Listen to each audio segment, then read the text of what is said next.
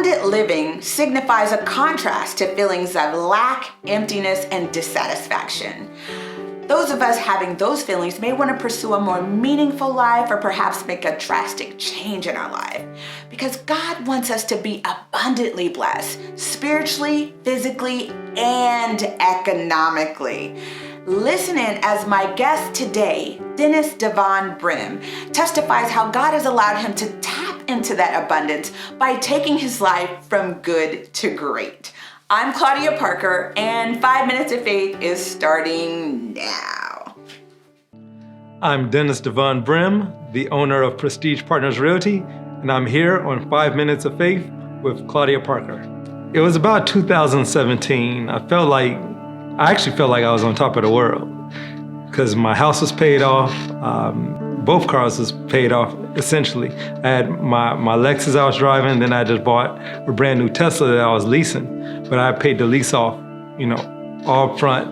And things were good. I was around my family, friends, and I was actually out to lunch with a buddy of mine, Jacob, and we were talking about just life in general and taking it to the next level.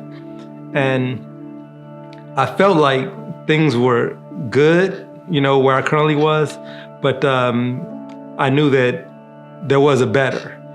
I went down a road where it was like, what could be better? Like what is the next level? And I just started doing research on different areas. Texas was the #1 area in the country. Where I currently was living, I had a real nice house, paid off and all that, but the school district was horrible. And I was looking at my kids, and I think that's what every parent wants. They want better for their kids. And so I started researching different areas that had, higher rated school districts where property value was escalating. And again, where I currently was, the property value is stagnant. And through all the research, an area called Frisco, Texas came up #1 on the list. And as I further researched, I found out things were moving north of even Frisco. And I ended up where I am now in Prosper, which is north of Frisco.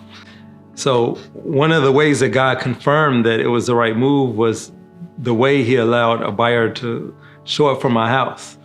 My house, beautiful as it was, the taxes were over 20 grand. And the value of it was only about 290,000.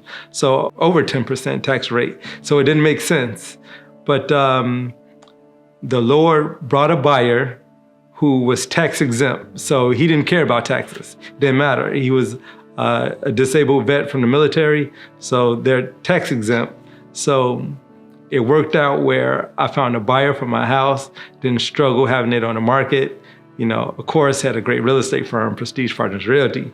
But God definitely looked out on that one. Everything I knew was in Chicago, and my success, everything was Chicago-based. I actually probably became a local celebrity, but moving to a place where nobody knew me was a whole different animal. And that was scary. And that's where the faith came in. It's like, and I prayed about it, and God told me, we did it here. With me, you could do it again. No job. My wife didn't have a job. So we moved blindly, having faith that, we will be blessed and can continue our life, as we had it. And, there was so much in that whole process that just kept lining up where we were like, Lord, we know this is you. We know this is you. 2 years later to the date, my mom ended up moving down here. And I didn't even encourage her to do so. She came down here on her own marriage. She's like, man, the sky is beautiful out here.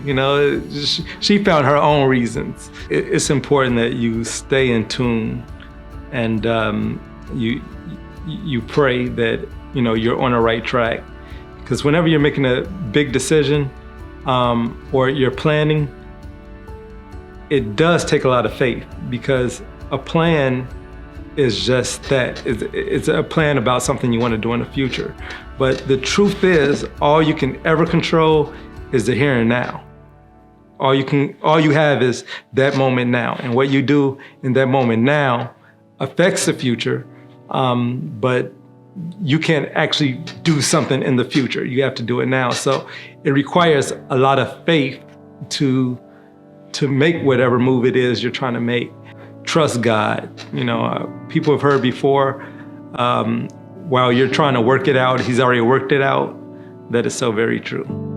You may not know what tomorrow holds, but long as you know who holds tomorrow.